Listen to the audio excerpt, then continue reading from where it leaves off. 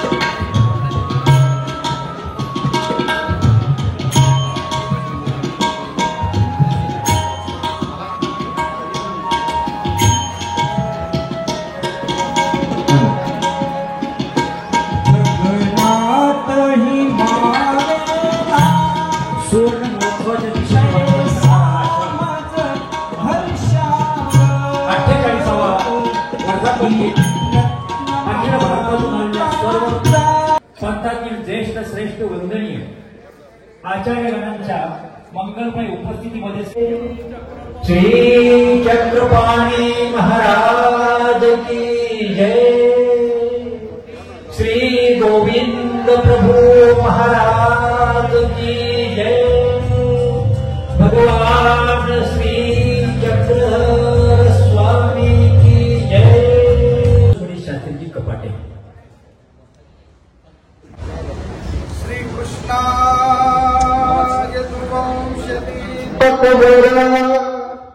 विज्ञान लीला करा, श्री दत्ता ऋषिवंशात्री कुमरा, श्री चक्रपाणी परा, श्रीमद्वारावती चरा प्रभुपरा, निर्लेप जीवोद्धरा, श्रीमश्चक्रधरा कृपा गुणवरा, सर्वावतारा नमो, सर्वावतारा नमो। श्री गोपाल कृष्ण महाराज की जय। श्री कृष्ण मंदिर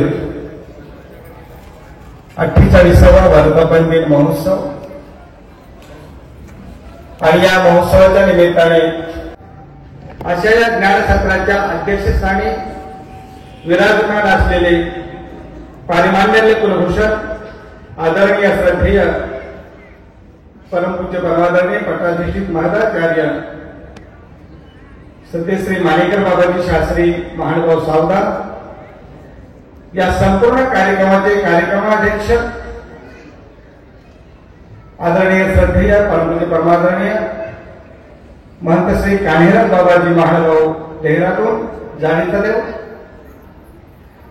त्याचप्रमाणे ज्ञान मंचावर विराजमान असलेले आदरणीय श्रद्धेय पूजनीय श्री भुके बाबा, आदरणीय श्रद्धेय परमपूज्य परमादरणीय महंत श्री विश्वनाथ बाबा, आदरणीय श्रद्धेय पूजनीय महंत श्री भटंकर बाबा, आदरणीय श्रद्धेय पूजनीय महंत श्री मोती बाबा, आदरणीय श्रद्धेय परमपूज्य महंत श्री दिवाकर बाबा, आदरणीय श्रद्धेय परमपूज्य महंत श्री देवीगावकर बाबा, आदरणीय श्रद्धेय परमपूज्य महंत श्री केशराज बाबा। ही वस्तू निर्जीव आहे, हिचा आपण वाढदिवस साजरा करत आहोत। एखाद्या सजीव व्यक्तीचा वाढदिवस साजरा करणं म्हणजे खऱ्या अर्थाने कुठेतरी त्याची उंची वाढलेली असते, लांबी उंची वाढलेली असते, काही गुणात्मक सृजनात्मक काही बदल झालेले असतात। तो वर्धापन दिन करणं बरोबर आहे, परंतु एका निर्जीव वस्तूचा, निर्जीव वास्तूचा पण वर्धापन दिन साजरा करत आहोत। याच्या मागची मूळ भूमिका काय आहे, कशासाठी वर्धापन दिन साजरा करत आहोत, हे आपल्याला याच्या मागचा मूळ हेतू साध्य पाहावा लागेल। कारण कुठलाही गोष्ट होत असताना ज्याला आपण सृजनात्मकता म्हणतो, सृजित होणं, वाढणं, वर्धिष्ण होणं, त्याकरता सजीव वस्तू वाढते, पण निर्जीव वस्तूला वाढवण्याकरता सजीवांची आवश्यकता असते। त्या दृष्टिकोनातून या मंदिराची, या आश्रमाची स्थापना ज्या हेतूने बाबांनी केली, कळजोशी श्रद्धेचे मोठे बाबा त्याची प्रसन्नता तुमच्या माझ्यावर सर्वांना आहे. त्यांचा मूळ हेतू धर्म प्रचार प्रसारासोबतच की या समाजाला सत्य सनातन काळापासून ज्या ऋषीमुनींनी, ज्या संतांनी, ज्या तपस्व्यांनी, ज्या सेवकांनी समाजाला आकार देण्याचा प्रयत्न केला, समाजाला शिकवण देण्याचा प्रयत्न केला, समाजाला एक गतिशीलता प्रदान केली, त्या अनुषंगाने आपलं धर्मजीवन, आपलं अध्यात्म जीवन चर्या करत असताना, तपसाधना करत असताना समाजामध्ये जे काही दोष आहेत, उणिवा आहेत, त्या दूर करून समाजाला सज्ञान करणं, समाजामध्ये असलेलं जे काही दुःख आहे, रंजनेपण आहे, गांजलेपण आहे, ते दूर करणं हा हेतू. त्याचबरोबर ज्या धर्माचं मी प्रतिनिधित्व करतो आहे, ज्या विचारधारेचं मी प्रतिनिधित्व करतो आहे, त्या विचारधारेचं मूळ तत्वज्ञान काय आहे, मूळ बेस काय आहे, हा समाजाला कळावा. कारण साधकाला तर आम्ही जवळ बसून शिकवू, त्याला त्याच्याजवळ घोकून पटवून घेऊ, परंतु याची यावत जो समाज आहे, जो या आशेने, या विचाराकडे, या धर्माकडे पाहतोय, त्यालाही माझं काहीतरी देणं आहे. या भूमिकेतून या मंदिराचं इथे कृष्ण चक्रवर्तीची स्थापना का केली, याच्या मागचे मूळ हेतू आहे की हा राजा असलेला अवतार आहे. कारण उपाधी, ज्याच्याकडे उपाधी आहे, आमच्या देवाने सांगितले उपाधी पाण्याची, ज्याच्याकडे उपाधी आहे त्याला मान द्यावा. म्हणून कृष्ण चक्रवर्ती उपाधी स्थूल राज्य आहे, की परमेश्वराचे अवतार जरूर आहे, परंतु ते राजही आहे. कारण राजा जो बोलेल ती आज्ञा तुम्हाला मला पाळावी लागते. त्या हेतूने त्यांनी आपले अधिकार मानलेले समाजाला खऱ्या अर्थाने श्री भगवद्गीतेच्या माध्यमातून जो उपदेश केलेला आहे, जे ज्ञान दिलेलं आहे. कारण आज जीवन जगत असताना ज्या त्या गोष्टीची आपल्याला तडजोड करावी लागते, जिथे जिथे आपण थांबतो, गतिशील होतो किंवा भ्रमित होतो, समोहित होतो, कार्यापासून दूर जाण्याचा प्रयत्न करतो, कुठतरी अडथळतो, कुठतरी दुःखाच्या काळात जातो. गीता तुम्हाला सर्व याचं अमृतपान करते. सर्व जीवनातल्या ज्या समस्या आहेत त्या सर्व समस्या गीता सोडवते. इतकी त्या गीतेचं महत्व आहे. म्हणून त्या परमेश्वर अवताराचीच मूर्ती, कारण ज्या परमेश्वराने सर्व जगाला मोहिनी घातली, ती आपल्या रूपाने घातली. कारण रूप सुद्धा आमच्या शास्त्रामध्ये मूर्ती वेद म्हटलेला आहे. ती एखाद्याची श्रीमूर्त सुद्धा तुम्हाला आवडी निर्माण करते, वेधून घेते. काही ना बोलता तुमच्याशी संवाद झालेला नसतो, पण त्या व्यक्तीला पाहिल्यानंतरही तुम्ही त्या व्यक्तीकडे आकर्षित होता. आश्रमाच्या 48व्या वर्धापना दिनानिमित्त सर्व हिंदू जनतेला शुभेच्छा देतो. तसं म्हणलं तर आपण सगळेजणच अतिशय भाग्यवान आहोत, कारण हे वर्ष सगळ्या हिंदू समाजाच्या भाग्याचं वर्ष आहे. ह्याच वर्षी हिंदवी स्वराज्याचे संस्थापक श्री छत्रपती शिवाजी महाराज यांचा 350वा राज्याभिषेक दिनाचं हे वर्ष आहे.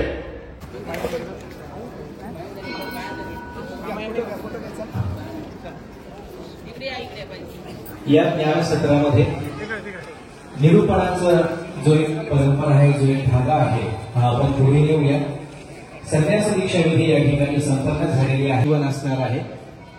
खरं तर या ठिकाणी विचार केला तर संन्यास घेणं, एखाद्या फुलाला सुईने आरपार टोचणं आहे. याचं कारण असं आहे की आपलं सर्व संघ परित्याग केल्यानंतर त्या ठिकाणी जेव्हा आपण पोहोचतो तेव्हा करूया आदरणीय श्रद्धेय परमपूज्य महंत श्री गुटे बाबाजी. जो वेद तर्क चतुरागम योग शास्त्रा षडदर्शनादिवसितान करे परात्मा तो केवी मतिला वाल्प विवेक अंशे वर्णीन सर्व विषयाप कर्म सक्तु वर्णीन सर्व विषयाप कर्म सक्तु. सर्वज्ञ श्री चक्रधर स्वामी की जोरदार टाळ्यांनी स्वागत करूया. सौभाग्यवती सुशीलाताई करमाडकर, आपल्याला विनंती आहे की आपण सन्माननीय श्री त्रिवेदी वैद्य साहेब या ठिकाणी आहेत, त्यांचं स्वागत जोरदार टाळ्यांनी आपण वैद्य साहेबांचं स्वागत करूया. पुढील सूत्र अंजनगावकर. परमपूजनीय महंत श्री विश्वनाथ बाबा कोठी पिंपळाबत्त्या, जिल्हा नांदेड. तुझ्या मंदिरी आरत जीवास तृप्ती, तुझ्या दर्शनी जन हे आनंद घेती. स्तुती धन्य झाला तुझे गीत गाता, तुझ्या पायरीसी सदा नम्र राधा, तुझ्या पायरीसी सदा नम्र राधा. श्री गोपाल कृष्ण महाराज की जय. कसे आहे इथल्या साध्या समाजात येतो काय, पण इथं नंतर प्रत्येक साधकातून, प्रत्येक घटनेतून, प्रत्येक दिनचर्येतून आपलंही जीवन घडत असतं. काय पडत आहे, परंतु खरं सुद्धा मिळत नाही, खरं समाधान मिळत नाही. नाही म्हणजे पाठीमागचं कारण काय? कारण जो आपण मार्ग आहे तो मार्ग चुकलेला आहे. जोपर्यंत आपण तो मार्गाला येणार नाही तोपर्यंत खरी शांती आपल्याला मिळणार नाही. आणि जोपर्यंत गीता तो तुमच्या जीवनावर आत्मसात करणार नाही तोपर्यंत समाधान मिळणार नाही. गीतेने शिक्कामोर्तब केलेला आहे अशांतस्य कुठं सुखम. जे आपल्या मानवी जीवनामध्ये अशांती निर्माण झालेली आहे, ही अशांती आपल्याला जर कुठे घालवता येत असेल, ते कुठे दूर होत असेल तर फक्त या मठ मंदिरामध्ये, आश्रमामध्ये करणार आहे धर्मकुमारी दिव्या कपाटे. धर्मकुमारी दिव्या कपाटे, आपण यावर एक तरुणी महापंथाचा अभ्यास करून कशा प्रकारचे विचार व्यक्त करू शकते आणि मानवाने स्त्री शक्तीला सुद्धा कसा एक चांगल्या प्रकारे संधीचा मार्ग व्यासपीठ उपलब्ध करून दिलेला आहे, याचं उदाहरण दिव्या कपाटे आपले.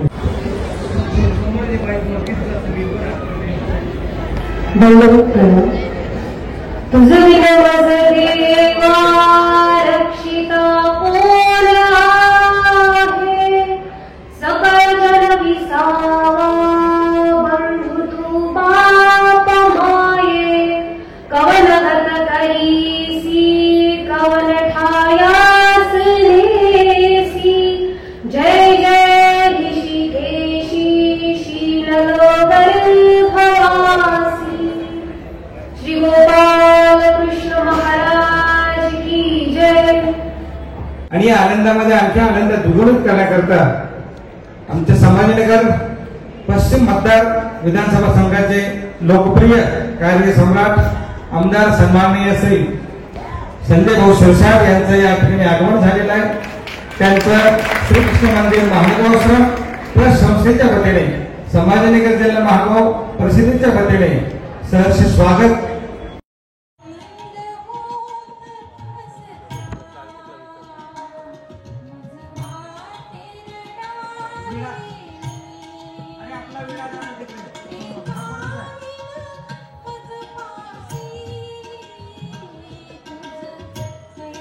संजय शिरसाट साहेब या ठिकाणी या यशस्वी झालेल्या विद्यार्थ्यांचा सन्मान या ठिकाणी आपण करत आहोत. आमचे विद्यापीठातील सहकारी सन्माननीय श्री शेवाळकर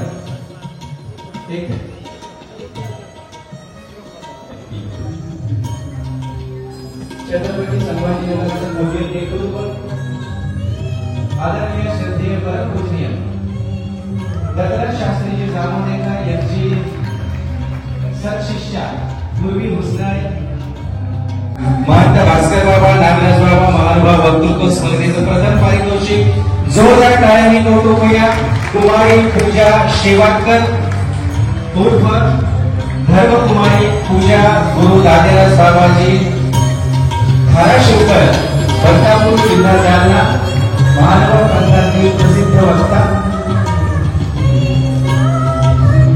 कीर्तनकार लोकप्रिय आमदार संजय शिरसाट यांच्या शुभ हस्ते या ठिकाणी पूजन होत आहे, संस्कार होत आहे. धन्यवाद. आणि यानंतर महानुभाव आमच्या बाबांनी सुरू केलेली परंपरा आहे ती आता पुढे चालू आहे. साहेबांना विनंती आहे आपण महानुभाव दर्शनाचा आजच्या प्रकाशन करावं.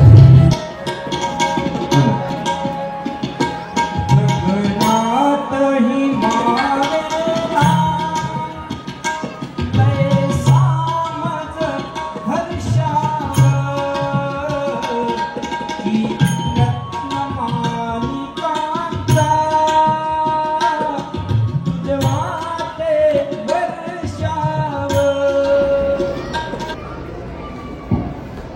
श्रीकृष्ण महाराजांच्या या 48व्या वर्धापन दिनानिमित्त उपस्थित सर्व संत महंत, खरं तर यायला उशीर यासाठी झाला की आज सकाळी माझ्या मतदारसंघात एक दुःखद घटना घडली. एका कंपनीमध्ये आग लागली, 6 लोकांचा जीव गेला आणि तिकडे गेल्यामुळे पुढे यायला उशीर झाला. शक्यतो कार्यक्रमाला मी कधी उशीर करत नाही आणि धार्मिक कार्यक्रमात नाहीच नाही. नसता आपल्याकडून काय अशी प्रकारचे बोल मिळतील याचा काही भरोसा नाही. परंतु येताना गाडी पार्क केली आणि आतमध्ये येताना स्टेजवर ती मुलगी भाषण करत होती. मला वाटलं वयोवृद्ध महिला एक राष्ट्रीय संत कोणीतरी आता बोलते आणि आपण मध्ये जातो. काय आल्यानंतर जेव्हा पाहिलं तर मी त्या मुलीकडे पाहतच राहिलो. तिला इतकं मोठं सर्व धार्मिक वेगवेगळ्या क्षेत्रातला अनुभव जिला आयुष्यामध्ये खऱ्या अर्थानं आता जीवन कसं जगायचं त्याच्या या पायरीवर टाकलेलं पहिलं पाऊल दिसतं आणि ती एवढं काही सांगते आणि आपल्याला समजवते. आणि बोलताना मी तिची लयबद्धता पाहिली तर हे सर्व मनातून असलेले भाव किंवा तिच्या मनात असलेले विचार ती मांडत होती. आणि मला खऱ्या अर्थात असं कळालं की या पंथामध्ये फक्त धार्मिक कार्यक्रम नाही तर माणसं घडवण्याचं सुद्धा एक सामर्थ्य या पंथामध्ये. एक वेगळा अनुभव आम्हाला त्या राजकीय लोकांना या गोष्टीवर बोलायचं म्हटलं तर लवकर जमत सुद्धा नाही. आमचा एकच ध्येय असतो, आमको ओळखलो आणि दुसऱ्यावरती काय करू, दुसरं काय धंदे काय, दुसरं कसं वाईट मी कसा चांगला हे करता करता आमच्या आयुष्याचे अनेक वर्ष निघून जातात. आमच्या युवा कार्यकर्त्यांकडून हा सत्कार आपण स्वीकारावा. आश्रमच्या वतीने आपलं जे ऋणानुबंधाचं नातं आहे ते अधिक दृढ करण्यासाठी हा सत्काराचा सोहळा आहे. आपण तो सत्कार स्वीकारावा ही आपणाला विनंती. ही परमेश्वरची प्रार्थना. सूर्याचंद्रमसाविव पुनर्गताग्नता जानता संनमे मही. जिस तरह से सूर्य और चंद्र अविरत कार्य कर रहे हैं उसी प्रकार से हम सब मिलकर एक साथ में सामाजिक कार्य को करते रहे, ऐसी वे भगवान की आज्ञा है. गोविंद गोविंद गोपाल नंदलाल कृष्ण गोविंद गोविंद गोपाल नंदलाल गोपाल नंदलाल. बाबांच्या बद्दल आपणा सर्वांना माहितीच आहे. मी नव्यानं आपल्याला सांगावं असं मला वाटत नाही, परंतु बाबांच्या एका गोष्टीचा मी उल्लेख या ठिकाणी करतो. त्यावेळेस मी लहान होतो, फारशा गोष्टी मला काही कळत नव्हती, लहानच होतो, अजूनही लहानच आहे. परंतु कदाचित या आचार्य मंडळींना ही गोष्ट माहिती असेल की मानव पंथाकडे बघितल्यानंतर स्वामी श्री चक्रधर महाराजांची आठवण संपूर्ण जगाला, संपूर्ण समाजाला होत असते. एका व्यक्तीला विचारलं, उत्तर भारतामध्ये वगैरे तिकडे घडलेला हा प्रसंग आहे की महानुभाव पंथ माहित आहे. तो म्हटला हो मला महानुभाव पंथ माहित आहे. महानुभाव पंथाबद्दल तुला काय माहित आहे? आणि मग त्या व्यक्तीने सहज सांगून टाकलं की महानुभाव पंथाचे संस्थापक आहे स्वामी श्री चक्रधर महाराज. या श्री चक्रधर स्वामी नंतर जर मी कोणाला मानत असेल, मी कोणाला पूजत असेल, ज्यांच्याबद्दल माझ्या मनात जर कोणाबद्दल श्रद्धा असेल ते अच्युत वक्राचार्य कैवल्यवासी औरंगाबाद निवासी श्री मोठे बाबाजी. बाबांची ओळख अशी होती की स्वामी श्री चक्रधर महाराजांनंतर महानुभाव पंथाचं जर प्रमुख कोणाला म्हटलं गेलं तर कैवल्यवासी बाबांची आठवण प्रामुख्यानं होणं गरजेचं आहे, कारण बाबांचं कार्य त्या पद्धतीचं होतं. हा बंध कुणाचा तर नागराज बाबांचा. एक समीकरण समाजामध्ये बाबांनी आपल्या कार्याने निर्माण केलेलं होतं आणि त्या कार्याला उजाळा देण्यासाठी आज आपण एकत्र आलेलो आहोत. मी विचाराबद्दल धन्यवाद देतो. समाधान दादाजी आपल्याला या निमित्ताने अनेक प्रकाशनं होत आहेत. हे युग संक्षिप्त युग आहे. गाडी नंबर 7 पुढच्या कार्याला तिचा अडथळा आहे. तिचे जे मालक चालक आहेत त्यांनी ती बाजूला होतो आहे. चालकांना आणि मालकांना विनंती, आपली वाहनं बाजूला घ्या. 1939 ही बाजूला घेण्यात यावी विनंती.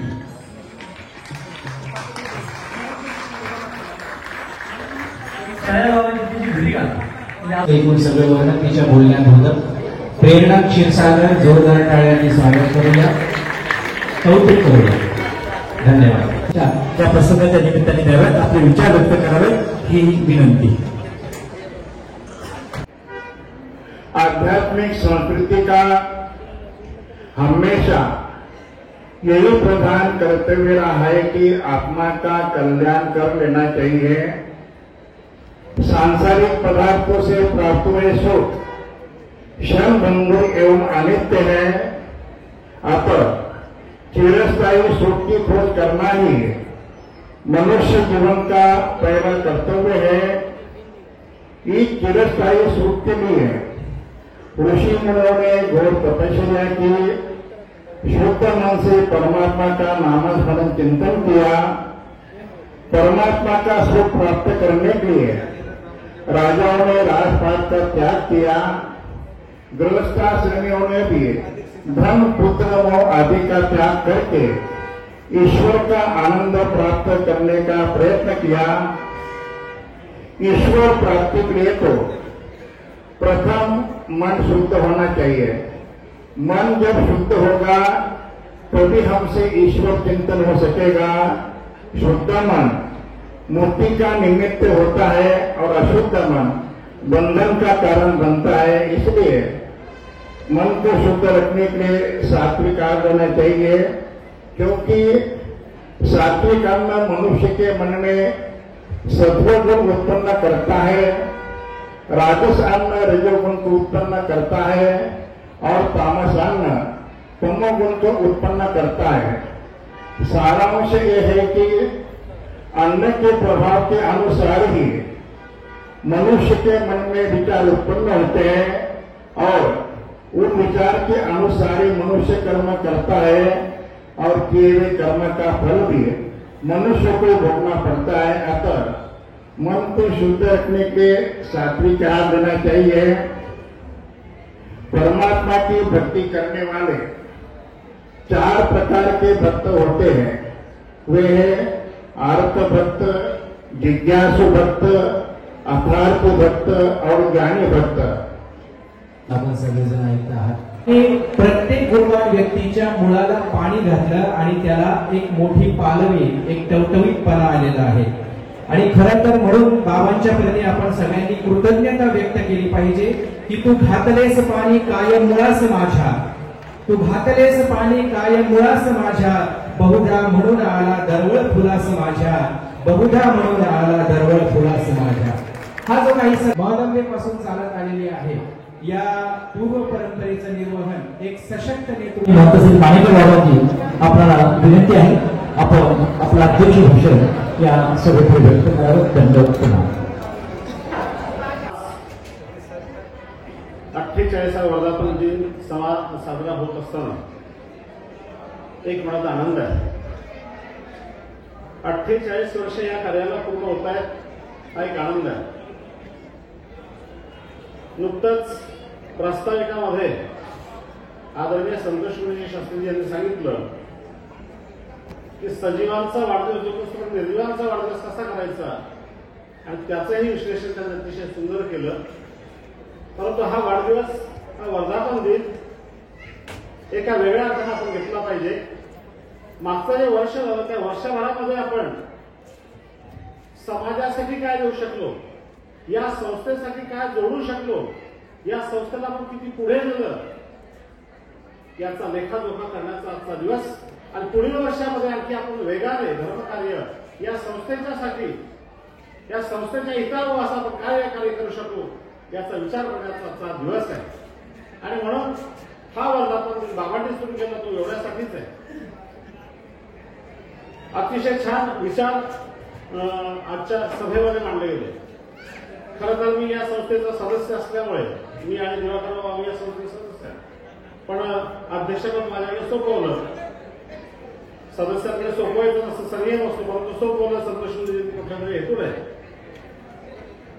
परंतु या संस्थेशी आमची नाळ जुळवलेली लहानपणापासून आहे. या संस्थेला एक विशेष श्रद्धा आहे, या संस्थेविषयी विशेष असं एक प्रेम आहे आणि त्या प्रेमापोटी आम्ही दरवर्षी या कार्याला येत असतो.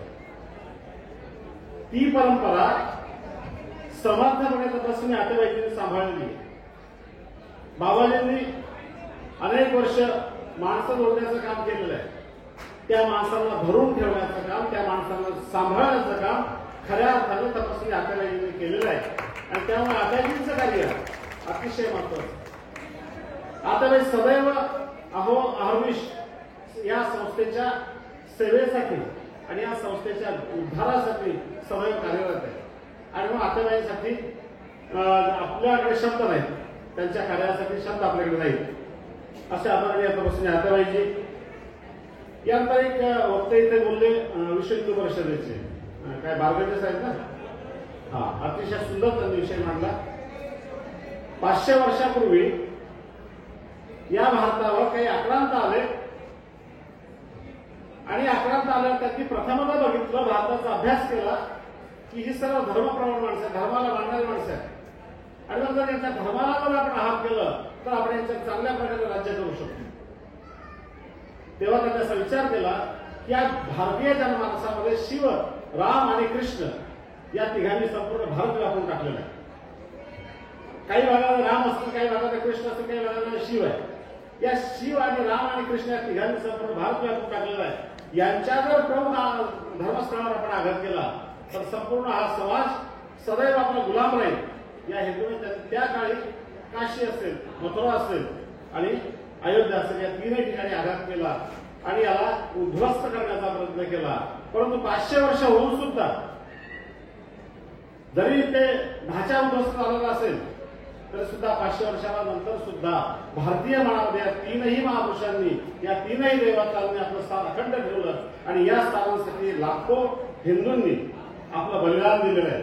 त्यात साधू मंडळी पण आहेत आणि सर्वसामान्य भक्त मंडळी पण आहेत आणि अशा प्रकारे 500 वर्षापासून हा जो लढा चालू होता तो जिंकलेला कुठेतरी आणि आज खऱ्या अर्थाने हिंदूंसाठी, राम भक्तांसाठी अतिशय आनंदाचा क्षण तो आलेला आहे. भविष्यात कृष्ण भक्तांसाठी जो नक्की येणार आहे, कृष्णाच्या भक्तांना सुद्धा ते आनंदाची बातमी मिळणारच आहे. काही वर्षात ती सुद्धा मथुरेची होळी सुद्धा मुक्त होणारच आहे आणि त्यामुळे सर्वांना हा अतिशय आनंदाचा क्षण आहे आणि तो सर्वांनी साजरा करावा असं बारगटे साहेबांनी सांगितलं. प्रत्येक भक्त अतिशय सुंदर बोला. आमचे विश्वनाथ बाबाजींनी अतिशय सुंदर विषय मांडला. ती मुलगी होती छोटी, ती तिनेही सुंदर विषय मांडला. सर्व अतिशय चांगले बोललेले आहेत.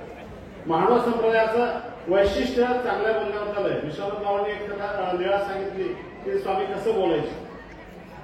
महानव संप्रदायामध्ये प्रत्येक गोष्टीचे नियम ठरलेले आहेत. बोलायचं कसं, वागायचं कसं, हे सर्व नियम ठरलेले आहेत. आमच्या भांडारेकारांबद्दल असं स्वामी म्हटलेलं आहे की भांडारेकारासाठी उठून बसून कवडी शिवले. वागण्याच्या काही पद्धती ठरलेल्या आहेत, त्या पद्धतीने वागलं पाहिजे हा दंडकही मानवांनी पूर्वपार परंपरेने पाळत आलेले आहे. सर्वज्ञश्री चक्रस्वामींच्या जवळ असताना आणि त्यानंतर आपल्या गुरुजींच्या जवळ असताना कसं वागावं याचे दंडक परिपाठ घालून दिले. एक घटना थोडक्यात सांगायला उशीर झालेला आहे, फार वेळ आपल्याकडे नाही. सर्वज्ञश्री चक्रस्वामींच्या चरित्रामध्ये उल्लेख असा आलेला आहे. नागदेवाचार्य सर्व आपण ऐकलेलं आहे. नागदेवाचार्य अतिशय श्रद्धासंपन्न, अतिशय कर्तृत्व संपन्न असं महानुभाव पंथासाठी आदर्श असं पुरुष. महानुभाव संप्रदायामध्ये आले, स्वामींच्या दर्शनाला वेधले गेले, सिद्धांना प्रथम भेट झाली, खडकुलीला अनुसरले आणि त्यानंतर सदैव स्वामींच्या सेवेत राहायचे. सेवा करत असताना कुठल्याही प्रकारची कमतरता, कुठल्याही प्रकारची उणीव त्यांनी आपल्या सेवेमध्ये कधी ठेवली नाही. सदैव सेवारत असायचे आणि सदैव सेवा करता करता सेवा करू लागले. स्वामींना त्यांची सेवा आवडायची, स्वामी त्यांच्यावर खूप प्रसन्न होते. परंतु कधी कधी काय होते, सेवा करताना माणसाच्या अंतःकरणामध्ये अहंकार निर्माण होत असतो आणि अहंकार हा सर्व दृष्टीनं वाईट आहे. तो विनाशाकडे नेणारा असतो अहंकार आणि हा अहंकार कुठेतरी घालवायचा स्वामींना होता. आणि मग स्वामी एकदा सकाळच सांगितलं की नागदेवा तू आमच्यासून निघून जा, तू आमच्याजवळ राहू नको असं म्हटलं. नागदेवाच्या अतिशय आभाळ कोसळण्यासारखं झालं. मी सर्व संसार सोडला, दादोसांना सोडलं, सर्वांना सोडलं मी स्वामींना समर्पित झालो, जाऊ तर कुठे जाऊ? मी कुठे जाऊ शकत नाही, संसारातही जाऊ शकत नाही, दासांकडे जाऊ शकत नाही. आता मला मरणाशिवाय कुठला दुसरा पर्याय नाही, मी मेलो पाहिजे असा मनात विचार आला. आणि करावं काय? परंतु बुद्धिमान होते, व्यवहारिक बुद्धी होती, विचार केला तर करायचं काय. आणि एका क्षणात असा विचार आला की स्वामींनी सांगितलं आमचे गुरुजी रुद्रपूरला असतात, मुद्दा त्या रुद्रपूरला गेलो तर काय होईल? स्वामींची आज्ञा घेऊन आपण रुद्रपूरला जाऊया. आणि स्वामींना विचारलं, दिदी आपण मला इथून जायला सांगितलं, मला जायला कुठेही जागा नाहीये, मी रुद्रपूरला जाऊ काय? आणि असं म्हटलं स्वामी प्रसन्न आले. तर ठीक आहे, काय हरकत नाही, तुम्ही जाऊ शकता, रुद्रपूरला जा. आणि जायला त्यांना आज्ञा दिली. परंतु आम्ही बोलवल्याशिवाय यायचं नाही, आम्ही जेव्हा तुम्हाला इथे बोलवतो तेव्हा तुम्ही इकडे यायचं. असं म्हटलं नाईलाजानं अतिशय दुःखी अंतःकरणानं एक क्षण सुद्धा स्वामींच्या शिवाय न राहणारे नागदेवाचार्य दुःखी अंतःकरणानं रुद्रपूरच्या दिशेने निघाले. रुद्रपूरला गेले, रुद्रपूरला राहू लागले. परंतु सदैव अंतःकरणामध्ये स्वामींची आठवण असायची, स्वामींचं चिंतन असायचे, स्वामींचं चिंतन करायचे. माझे स्वामी काय करत असतील, माझ्या देवाची सेवा कोण करत असेल, अशी सर्व चिंता लागलेली असायची. 8 दिवसांतर कुठेतरी आणखी काही भक्त रुद्रपूरला जात होते.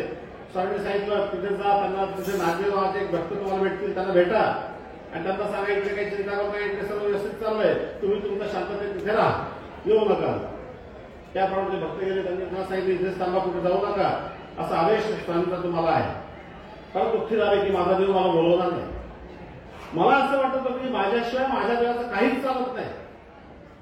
परंतु माझ्याशिवाय काही चालत नाही असं नाही, देव समर्थ आहे, देव सर्व काही करू शकतो. मीच माझ्या सेवेमध्ये काहीतरी कमतरता केली, मी माझी सेवा जी आहे ती व्यवस्थितपणे केली नाही. आणि म्हणून मला माझ्या देवानं, माझ्या गुरुने मला अंतर दिलेलं आहे, दूर केलेलं आहे, हे त्यांना जाणवलं. आणि दुःखी अंतःकरणानं आपली सेवा करू लागले. जेवण सोडलेलं आहे, जेवण जात नाहीये, सर्व अगदी अवस्था विचित्र झालेली. कशी तरी जायचं, भिक्षा मागायची, 2 घास खायचे आणि सेवा करता यायची, श्री प्रभूंची सेवा करायची आणि स्मरण करता यायचं. हा त्यांचा दिनक्रम चाललेला आहे. परत 8 दिवसांत कुठेतरी गेलं, त्यांनाही तसंच दिलं की येऊ नका, आधी दुःखी झालेले आहे. आणि आता अक्षरशः प्राण जाईल की काय अशी त्यांची अवस्था निर्माण झालेली भट्टवासांची. अशा वेळी स्वामींनी त्यांना त्यांची सर्व अवस्था जाणून घेतली. कुणीतरी भक्त जातो, त्यांना सांगितलं की जा तिथे भेटा, नागदेव नावाचा भक्त असेल त्याला भेटा आणि जाऊन सांगा की तुम्ही आम्हाला भेटायला या, आम्ही तुम्हाला भेटायला उतावीळ झालेलो, त्यांना सांगा. त्याप्रमाणे ते भक्त गेले, तिथे रुद्रपूरला गेले आणि नागदेव भट्ट कुठे विचारलं, म्हणजे घाबरले, स्वामीकडून आलेले काय तुम्ही काय इथून जायला सांगतात की काय. आणि घाबरत आले. स्वामी कसे विचारलं नाही, स्वामी सांगले स्वामीचा माझ्यासाठी काय निरोप. स्वामींनी सांगितलं बाबा तुम्ही याच क्षणी मला भेटायला या, आम्ही तुम्हाला भेटायला उतावीळ झालेलो. असा निरोप जेव्हा ऐकला भट्टवास अक्षरशः रडायला लागले. भट्टवास अतिशय आनंदित झाले, दुःखही होता, आनंद होता की देवाने मला बोलवलं, मला देवाला भेटायला जायला पाहिजे. धावत श्रीप्रभूंकडे गेले. श्रीप्रभूंना सांगितलं देवा माझ्या देवाने मला बोलवलंय, मला माझ्या देवाकडे जायला पाहिजे. आणि श्रीप्रभूंनी सांगितलं मला जाय म्हणे, जा म्हणे, आशीर्वाद दिला, जायला निघाले. दुःखी अंतःकरणाने आनंद होतोय, मनात आनंदही आहे की मला माझ्या देवाला भेटणार, देव भेटणार आहे मला. आणि त्याच आनंदाने निघाले, चालले, कुठे झोप नाही काही नाही, अशा अवस्थेत चालत भेटायला सर्वज्ञांना आले. स्वामी उंच मंदिरावर दश टेकावर स्वामींनी बघितलं, स्वामी सुद्धा त्यांना बघण्याला उतरून त्यांच्या समोर आलेले, समोर आले, दोघांची भेट झाली, गळ्यात पडलेले. अक्षरशः एखादा बालक एखाद्या मातेला भेटलं, रडतं बंधून बोलतो, तशा प्रकारे भट्टवास रडतायत आणि स्वामींजवळ आपलं मन मोकळं करतायत. मला देव भेटला, माझ्या देवानं मला बोलवलं, त्याचा आनंद त्यांना खूप होतोय. आणि मग व्यवस्थितपणे स्वामींनी सांगितलं की अशा प्रकारचा अहंकार कुठल्याही मनात आपण आणू नका, तर देव आपल्याला भेटेल. तोच आदर्श आपल्यासाठी, आपल्या गुरुजनांचं, आपल्या श्रेष्ठ जनांचा जो आदेश आपल्यासाठी आहे तो अतिशय महत्वाचा आहे. तो आदेश तो आपण पाळला पाहिजे. त्या आदेशाप्रमाणे वागलं तर नक्कीच जीवनामध्ये सुख शांती समृद्धी आणणार आहे. आपल्या जीवनात कधी अहंकार येऊ देऊ नका, आपल्या श्रेष्ठांचं गुरुजनांचं ऐका आणि त्याप्रमाणे वागण्याचा प्रयत्न करा. बाबांनी आपल्या जीवनामधून आपल्या वागण्यातून अनेक आदर्श आपल्याला घालून दिलेले आहेत. बाबांनी आपल्याला प्रेमाचं दिलेलं आहे, तेच प्रेम आतेबाईंनी आपल्या सर्वांना दिलेलं आहे. सर्वांसाठी प्रेम आतेबाई देत असतात. त्या प्रेमाचं उत्तर आपण होऊ शकत नाही, परंतु त्यांच्या म्हणण्याप्रमाणे वागण्याचा प्रयत्न आपण इथे करायचा, एवढे आपण सांगतो. आज आपण मला इथे या अध्यक्षपदाचा जो सन्मान दिला त्याबद्दल मी आपलं धन्यवाद देऊ शकत नाही, म्हणू शकत नाही, परंतु तरी सुद्धा आपण इथे मला हे अध्यक्ष केल्याबद्दल मी आपले आभार मानतो.